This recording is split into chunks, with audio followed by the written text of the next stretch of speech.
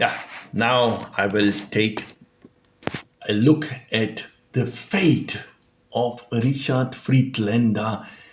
He was the one who adopted Magda Goebbels, and he was the rich industrial from Brussels. Magda Goebbels' mother, Auguste Behrend, divorced Richard Friedländer in 1914, the war and maybe economic crisis. But what became of Magda's adoptive father, the man who had once given her his name and social standing, education, everything? Friedländer had formally adopted Magda, and some even speculated that he might have been her biological father. Also, that speculation was said. Because there's a theory that the mother knew Richard Friedländer even from before. He died before the full scale Holocaust began, like a Jewish person, a tragic precursor to the fate that would soon befall millions of others. And then we have to talk about the silence of Magda Goebbels. She didn't help her adoptive father. It's about the disappearance of Richard Friedländer during the Aktion Arbeitsscheu Reich. In the spring 1938, the Nazi regime took another decisive step toward what it called the cleansing of German society. It launched the Reich Labor Campaign. Aktion Arbeitsscheu Reich was the campaign, the name of the campaign. This campaign aimed at removing from public life anyone labeled as arbeitsscheu, work shy, or unwilling to work. Yeah, we have the same tendencies today that governments don't like people who are unwilling to work and try to punish them. That's then we have also another tendencies like we heard in Finland, in Switzerland. There were also such tendency like give everybody a basic amount of money, and then if they don't want to work, then who cares? In Nazi ideology, work was not simply an economic necessity, but a moral and political duty. A true German citizen was expected to be a productive member of the so-called Volksgemeinschaft, the racial and national community. The Nazis were the authors of this Volksgemeinschaft, of this idea, like to integrate everybody, but the only condition is to be German. Anyone who failed to live up to this standard, those who refused jobs, quit work repeatedly, or were deemed socially unfit, was branded as a parasite on the nation, like bad for the nation. In June 1938, the Gestapo and local labor offices worked together and carried out coordinated mass arrests. So the labor office knew who are the guys who don't want to apply for a job, and the Gestapo get to arrest these guys. During these raids, not only are social Germans such as beggars, petty criminals, and prostitutes were detained, but also a large number of Jews. So they had, okay, when we are detaining people, let's detain also some Jews, it was. And they don't have to be work shy. But they declared these Jews easily as work shy. So you are work shy and get them. This became one of the first large-scale organized deportation in the Third Reich, month before the so-called Kristallnacht pogrom, Reichskristallnacht in November 38, where synagogues were burned all around Germany. And in June 15, 1938, as part of this campaign, Richard Friedländer, Magda Goebbels' stepfather, was arrested. The official reason given, arbeitsscheuer Jude, work-shy Jew. The charge was bitterly ironic when we take a look. Friedland had once been a successful textile industrialist in Brussels, working, yeah, we know that these industrials are working a lot, living a comfortable middle class life. He was not a social parasite like a beggar.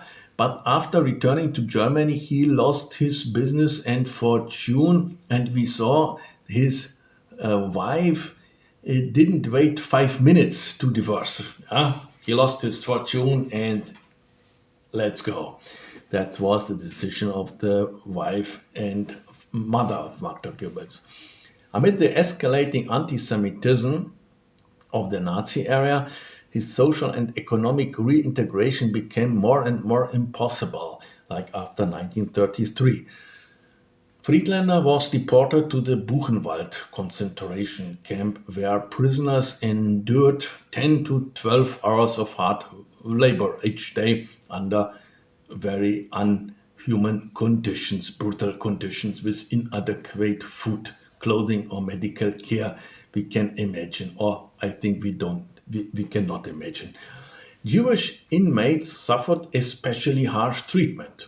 Due to his age and frail health, Friedlander soon fell ill and died of pneumonia in early 1933. He was an old man and not able to bear the condition.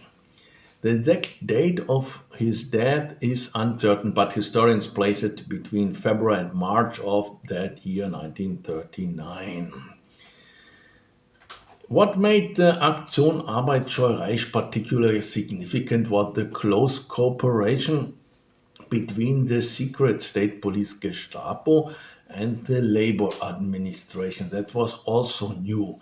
Labor officers compiled lists of individuals who had repeatedly refused employment or failed to hold jobs. And the Gestapo then arrested those on the list and sent them to concentration camp. That was the technique. This collaboration marked a new stage in the evolution of the totalitarian, state, because bureaucratic institution and political police worked hand in hand to carry out the cleansing of the society. Yeah, what's also interesting is to see what Magda Goebbels did about all this. At the end, she profited from Richard Friedlander's being a wealthy industrialist, a wealthy guy. Did she help him? At that time, Magda was already married to one of the most powerful political figures of the Third Reich, Dr. Joseph Goebbels. He was one really in front of everybody. The most powerful persons in the Third Reich were Adolf Hitler, were Heinrich Himmler, Hermann Göring, and also Joseph Goebbels. So he was one of the big guys, one of the most powerful figures, and she was married to this guy. Yet she appears to have done nothing to prevent her stepfather's arrest or deportation. She could have. Jewish sources, including the Anno Museum of the Jewish People, report that Friedländer may have appealed directly to Magda for help, but his appeal went unanswered. So that's a theory. Archival records and surviving testimonies suggest that she ignored his fate completely. Her silence reflects the depth of her identification with National Socialist ideology. And we know that she was really convinced about the rightness of the measures the National Socialist ideology made, and all the ideology, and her willingness to erase her own past. She didn't want to be connected in no way with this Jewish person. Yeah, she wanted to erase her own past because this past did not fit to her new public image as the mother of the nation, or the new queen of the Nazi era. Yeah, that's interesting. that she had also another connections with with the Jewish guy also, and with Zionism, the young Magda. So she had another problem. Interesting, in her youth, Magda had been involved even with the Zionist movement. She had a romantic relationship with a wealthy Jewish boy, the well-known Ukrainian Zionist Haim Arlosorov, who would later become one of the key figures in the creation of the Jewish state Israel. Magda is said to have even worn the badge of a Zionist youth organization. This fact stands in sharp contrast to her later role in the Third Reich.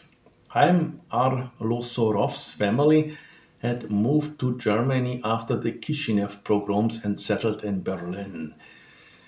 A lot of Russian refugees were in Germany after World War One because the anti-Semitic measures were first in Russian, like in power. Yes, there is an unproven theory even that Magda maintained contact with Haim, who some stated he was the great love of Magda, so they had a romantic relationship even until 1930, and that their relationship ended when she married Joseph Goebbels.